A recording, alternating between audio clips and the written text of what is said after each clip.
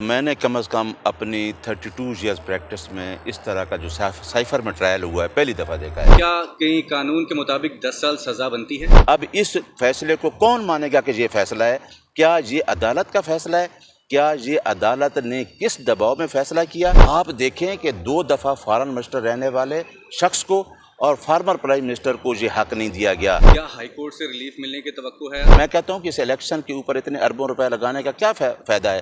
اگر آپ نے کسی کو حکومت حوالے کرنی ہے، یہ عدالتیں خود ہی اب لوگوں کے سامنے ایکسپوز ہو رہی ہیں کہ عدالتوں کا کام ہے انصاف دینا۔ ہم تو انصاف کے لیے، کیونکہ سائفر کا کیس میں جو آپ نے بیل کی شاید دیکھی ہوگی، آپ نے جسٹس منصور علی شاہ صاحب کے ریمارکس سن لیں گے، میرا خیال ہے وہ ریمارکس ہی فیصلے کے لیے کافی ہیں۔ MYK نیوز کی ویڈیوز دیکھنے کے لیے ہمارا چینل سبسکرائب کیجئے اور بیل آئیکن کو کلک کیجئے تاکہ آپ ہماری آنے والی ویڈیو سے باخبر رہ سکیں۔ بسم اللہ الرحمن الرحیم۔ میرا خیال ہے پوری قوم نے یہ فیصلہ دیکھ لیا ہے، اور میں نے کم از کم اپنی 32 ایئرز پریکٹس میں اس طرح کا جو سائفر میں ٹرائل ہوا ہے پہلی دفعہ دیکھا ہے۔ میں کل سارا دن کورٹ میں موجود تھا، 2 کیسز کے ٹرائل چلتے رہے، توشہ خانہ کا اور ساتھ یہ اس کا چل رہا تھا سائفر کا، اور ساتھ عدت کا بھی 3 ٹرائل شروع تھے۔ اور جس طریقے سے اس ٹرائل کے پیچھے جو ہسٹری ہے وہ ہے کہ عمران خان کو جتنا دبایا جائے شاید وہ کسی کمپرومائز میں آئے یا کسی ڈیل میں آئے۔ وہ ڈیل اس وجہ سے نہیں کر رہا، وہ کہتا ہے کہ اگر عوام میرے ساتھ ہے تو عوام ہی فیصلہ کرے کہ اس ملک کو کس نے چلانا ہے۔ کل میں نے دیکھا ہے پہلی دفعہ کہ سائفر کیس میں خان صاحب توشہ خانہ میں موجود ہیں، ہم اس کیس میں تھے، اور ایکیوز کو دوسری کورٹ میں بلایا جا رہا تھا، اور وہاں پہ کل 12 وٹنسز کرائے گئے، اور ان 12 وٹنسز کو کس نے کراس کیا؟ جس کو خان صاحب اور شاہ محمود قریشی کورٹ کے اندر بیٹھ کے ان کے اوپر آبجیکشن کر رہے تھے کہ جی ہمارے کونسل نہیں ہیں۔ ہر ایکیوز کو رائٹ ہے کہ وہ اپنا کونسل کرے۔ جہاں تو کونسل موجود تھے، عمران خان اور شاہ محمود قریشی کے دونوں کونسل موجود ہونے کے باوجود ایک نوٹیفیکیشن کیا گیا جس میں حضرت یونس اور ملک عبد الرحمن کو جو اسٹیٹ کونسل تھے ان کو نوٹیفائی کیا گیا ڈیفنس کونسل، اور انہوں نے جو کل کراس ایگزامن کیا 12 وٹنسز کو، وہ دیکھنے والا تھا کہ انہوں نے صرف ایک کویسچن پوچھا، سجیشنز پوچھی، یعنی پراسیکیوشن کے کیس کو اور مضبوط کرنا چاہا، اور ہم اعتراض کرتے رہے کہ ان ڈیفنس کونسل پہ ہمارے کلائنٹس کو کوئی آبجیکشن ہے اور یہ جرا نہیں کر سکتے، اور عدم اعتماد ہے، ایون دین کورٹ میں بھی کہہ دیا۔ لیکن وہ سارا کر کے 10 بجے میں کورٹ میں موجود تھا، تو جج صاحب 11 بجے تک وہاں موجود تھے، اور کورٹ 8 بجے تک یہ کراس ایگزامینیشن سارا کچھ چلتا رہا۔ ساتھ ہی 342 کی اسٹیٹمنٹ آ گئی، اور وہ بھی 342 کی اسٹیٹمنٹ ان ڈیفنس کونسل کو دے دی ہے جس پہ ہم اعتراض ہے۔ اور ابھی آپ نے دیکھا ہے کہ ابھی خبر آئی ہے جس کو نوٹیفیکیشن کو ہم نے چیلنج کیا ہوا ہے، وہ ابھی ہم نے اسلام آباد ہائی کورٹ میں ان نوٹیفیکیشن کو بھی دونوں اسٹیٹ کونسل کو چیلنج کیا ہوا تھا، اور ساتھ ہی جتنی جرا ہوئی اس کو بھی چیلنج کیا ہوا ہے۔ اور توشہ خانہ میں جو کراس ایگزامن کا رائٹ ہمارے بیٹھنے کے باوجود جج صاحب بشیر صاحب نے، شہباز کھوسہ صاحب بھی موجود ہیں اور ظہیر صاحب بھی موجود ہیں، دونوں ہمارے جو کونسل ہیں وہ موجود ہیں جرا کرنے کے لیے، لیکن آنریبل کورٹ نے اسی ٹائم جو ہمارا رائٹ تھا کراس ایگزامن کا وہ ختم کر دیا۔ میں یہ پوچھنا چاہتا ہوں، اور یہ پوچھنا چاہتا ہوں ایپیکس عدالت سے، سپریم کورٹ آف پاکستان سے، کہ کیا آئین پاکستان ایک عام آدمی کو ٹرائل کا رائٹ دیتا ہے؟ آرٹیکل 10A یہ کہتا ہے کہ فیئر ٹرائل ہر شہری کا حق ہے۔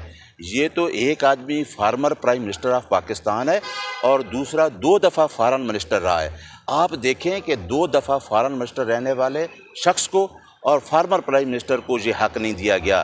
اب عوام دیکھ رہی ہے، میڈیا دیکھ رہا ہے، اور قوم دیکھ رہی ہے۔ اب اس فیصلے کو کون مانے گا کہ یہ فیصلہ ہے؟ کیا یہ عدالت کا فیصلہ ہے؟ کیا یہ عدالت نے کس دباؤ میں فیصلہ کیا؟ اور یہ گورنمنٹ جس طریقے سے جو رہا ہے، میں کہتا ہوں کہ اس الیکشن کے اوپر اتنے اربوں روپے لگانے کا کیا فائدہ ہے؟